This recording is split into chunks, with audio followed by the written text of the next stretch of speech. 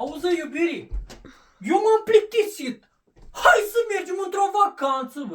Auzi, de vacanță ți-ar de ție. Da, hai să mergem să facem ceva nebunesc. A, da? Dar tu, găinile le-ai pilat? Nu, Dar porcii, ei mulți? nu, Dar rațele, le-ai potcovit? nu, nici asta n-am făcut. Păi tu n-ai fost în stare să-ți faci treburile tale, dar ți-arde de plecat de acasă? Da, că așa faci tu mereu.